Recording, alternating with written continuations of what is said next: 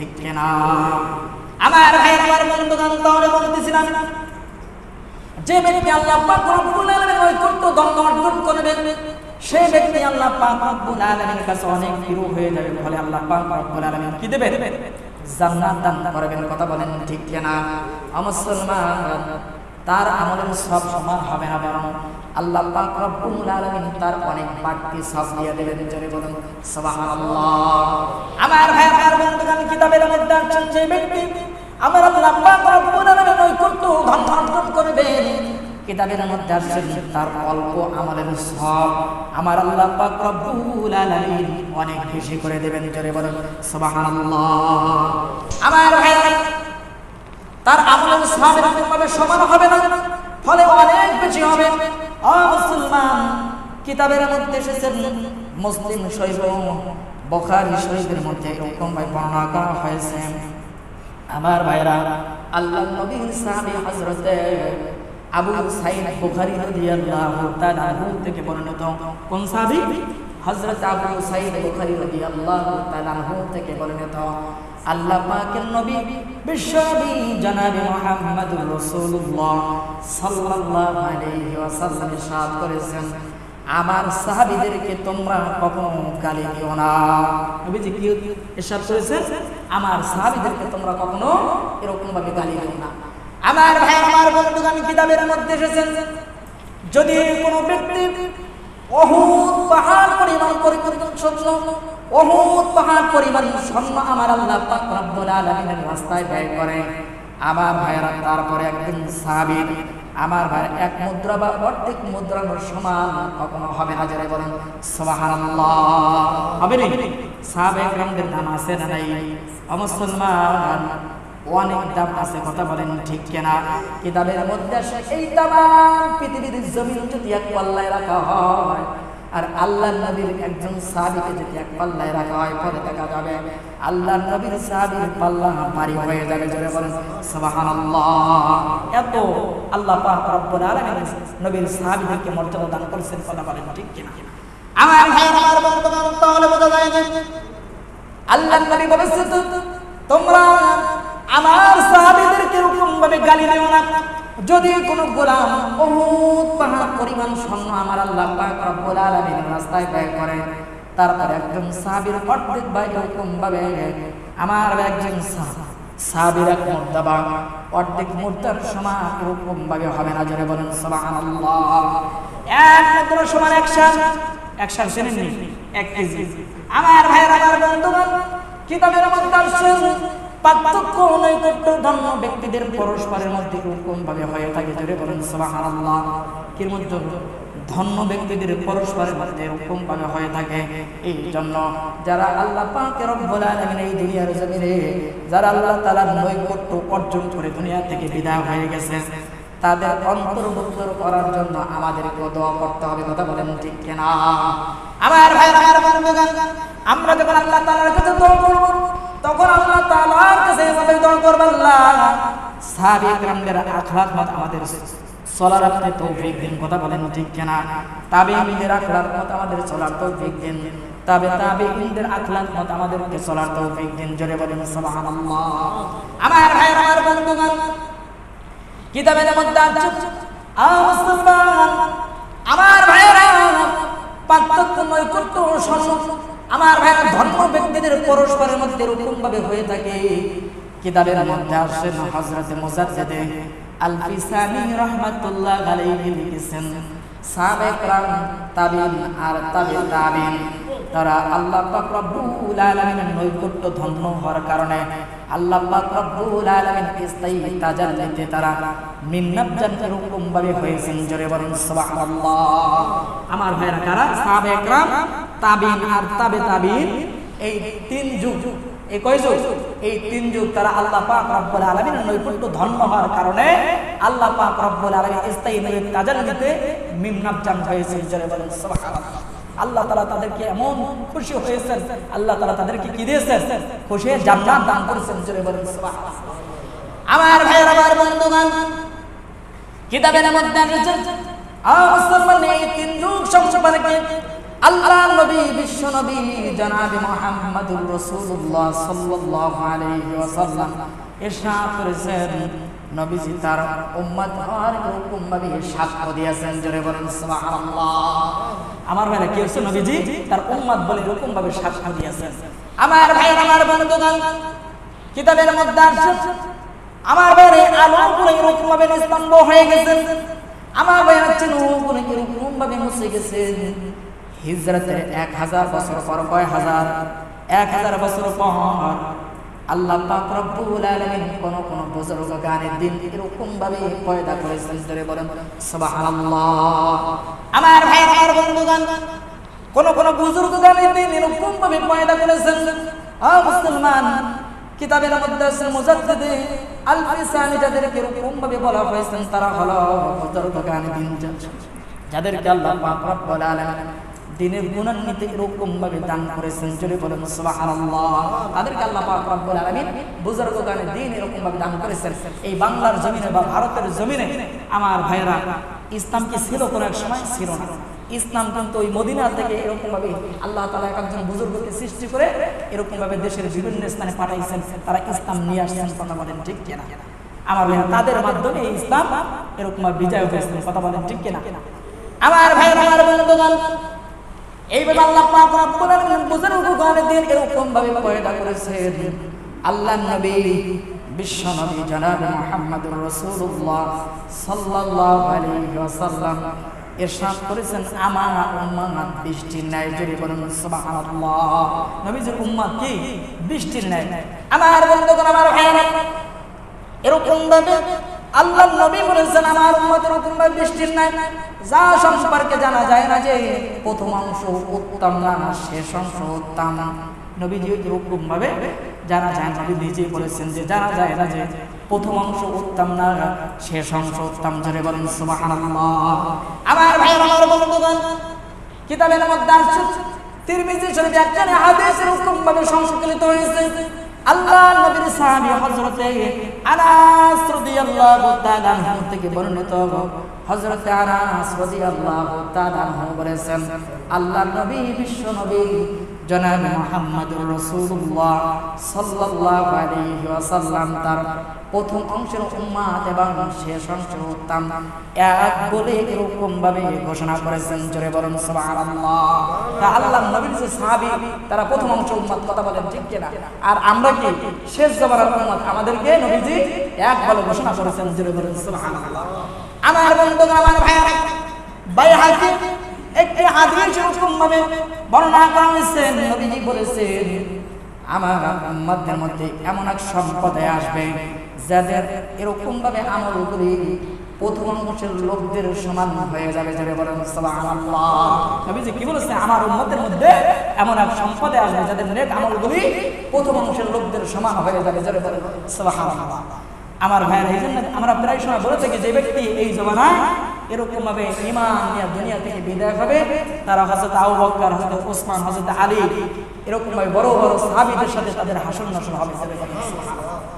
আমার ভাইরা আমার বন্ধুগণ আমরা যারা ঈমান নিয়ে দুনিয়া থেকে বিদায় হতে চাই ভাইরা আমার, তারা আল্লাহ তাআলার হুকুমগুলি মানা দরকার আছে না নাই?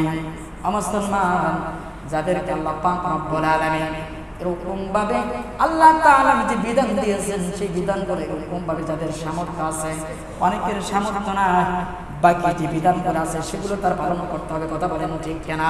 আর যাদেরকে সামর্থ্য আছে ফলে তারা সেই সামর্থ্য দিয়া আল্লাহ পাক রব্বুল আলামিনের হুকুম ও বিধানগুলো পালন করবে, কথা বলেন ঠিক কিনা? আমার ভাইরা আমার বন্ধুগণ আল্লাহ পাক রব্বুল আলামিনের পবিত্র কোরআন সুন্দর করে জানায় দেয়, আল্লাহ তাআলা বলেছেন রাব্বিস সামাওয়াতি ওয়াল আরদি ওয়া মা বাইনাহুমার রাহমানি লা ইয়ামলিকুনা মিনহু খিতাবা, জোরে বলুন আল্লাহু আকবার। আমার ভাইরা আমার বন্ধুগণ কিতাবের মধ্যে আছে আসমান জমিনের প্রতিপালক আল্লাহ পাক রব্বুল আলামিন। ও মুসলমান ভাইরা আমার পৃথিবীর মধ্যে যা কিছু আছে সব কিছুর প্রতিপালক কে? আল্লাহ পাক রব্বুল আলামিন, কথা বলেন ঠিক কিনা? আমার ভাইরা তিনি আল্লাহ পাক রব্বুল আলামিন অত্যন্ত দয়াবান, জোরে বলেন সুবহানাল্লাহ। তার দয়া ব্যতীত কিয়ামতের কঠিন দিন মুসিবতের সময় আল্লাহ পাক রব্বুল আলামিনের দরবারে কথা বলার মতো কারো সাধ্য এরকম ভাবে হবে না। কথা বলেন ঠিক কিনা? আমার ভাইয়েরা, কিতাবের মধ্যে আছে আল্লাহ পাক রব্বুল আলামিন আসমান জমিনের প্রতিপালক ও মুসলমান ভাইয়েরা, আমার নিখিল বিশ্বর প্রতিপালক কে আল্লাহ পাক রব্বুল আলামিন, তিনি তার দয়া তার কুদরতে এই পৃথিবী এরকম ভাবে সৃষ্টি করেছেন। কথা বলেন ঠিক কিনা? তিনি আমার অত্যন্ত উদিত ও মুসলমান, তার দয়ার কোনো সীমা নাই। কিয়ামতের কঠিন দিন মুসিবতের সময় তার দয়া ব্যতীত মুসলমান ভাইয়ের আমার একটা মানুষ এরকম ভাবে আল্লাহ তাআলার দরবারে সারা শব্দ এরকম ভাবে করতে পারবে না। কথা বলেন ঠিক কিনা? মানুষ অত্যন্ত দুর্বল, মুসলমান মানুষকে অত্যন্ত দুর্বল। ফেরেশতাদের সর্দার হযরত জিবরাইল আলাইহিস সালাতু ওয়াস সালাম সহ সকল ফেরেশতারা কাতার বন্দী হইয়া এরকম ভাবে দাঁড়ায় থাকবে।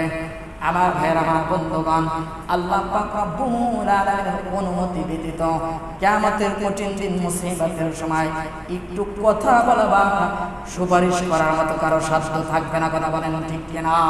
মানুষ তো অত্যন্ত দুর্বল। কথা বলেন ঠিক কিনা? ফেরেশতার সর্দারকে হযরতে জিবরাইল আলাইহিস সালাতু ওয়াস সালাম জীবনে আল্লাহ তাআলার হুকুম তারা অমান্য করে না। আমরা মানুষ আল্লাহ তাআলার হুকুম অমান্য করি, কিন্তু তারা ফেরেশতারা কখনো আল্লাহ তাআলার হুকুম অমান্য করছে? তারা কখনো আল্লাহ তাআলার হুকুম অমান্য করে না। তারাও কাল কিয়ামতের ময়দানে এরকম ভাবে কাতার বন্দী হয়ে দাঁড়ায় থাকবে। ভাইরা আমার, তারা একটু টাটা শব্দ করার মতো আর সুপারিশ করার মতো কোনো সাধ্য থাকবে না। কথা বলেন ঠিক কিনা? আমার ভাইরা, আমার বন্ধুগণ, কিতাবের মধ্যে আছে অবস্থায় মুসলমান প্রত্যেকটা নবীরা পর্যন্ত নাফসি নাফসি বলে এরকম ভাবে কান্না করবে। মুসলমান ভাইরা আমার কান্না করতে করতে এরকম ভাবে হযরতে ঈসা আলাইহিস সালাতু ওয়াস সালামের নিকটে চলে যাবে। কথা বলেন ঠিক কিনা? আমার ভাই, আমার বন্ধুগণ, ঈসা আলাইহিস সালাতু ওয়াস সালামকে বলবেন, আপনি একটু আমাদের জন্য আল্লাহ পাক রব্বুল আলামিনের কাছে সুপারিশ করেন, যাতে আল্লাহ পাক রব্বুল আলামিন আমাদেরকে জানি maaf করে দেয়। ঈসা আলাইহিস সালাতু ওয়াস সালাম বলবে, আমার দ্বারা সম্ভব না, তোমরা হযরতে মূসা আলাইহিস সালাতু ওয়াস সালামের নিকটে চলে যাও। আবার ভাইরা, আমার বন্ধুগণ, কিতাবের মধ্যে আসেন তখন সমস্ত উম্মতেরা একত্র হইয়া মূসা আলাইহিস সালাতু ওয়াস সালামের নিকটে চলে যাবে।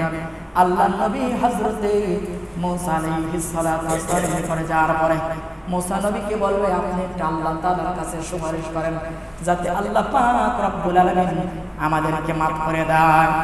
মূসা আলাইহিস সালাতু ওয়াস সালাম বলবে, আমি আল্লাহ পাক রব্বুল আলামিনের দরবারে সুপারিশ করতে পারব না, কারণ আল্লাহ পাক রব্বুল আলামিন আমাকে দ্বীনের দাওয়াত দেওয়ার জন্য এরকম ভাবে পাঠিয়ে আছেন। আমি একটা মানুষকে দ্বীন বোঝানোর জন্য এরকম ভাবে গিয়েছিলাম, কিন্তু তাকে শাসন করার জন্য আমি একটা থাপ্পড় মেরেছি, লোকটা দুনিয়া থেকে বিদায় হয়ে গেছে। ফলে আমি আল্লাহ তাআলার দরবারে যেতে পারবো না, কারণ আল্লাহ পাক রব্বুল আলামিনের দরবারে গেলে আল্লাহ তাআলা যদি আমাকে এরকম ভাবে হিসাব চায়, আমি মূসা আল্লাহ তাআলার দরবারে সেই হিসাব দিতে পারবো না।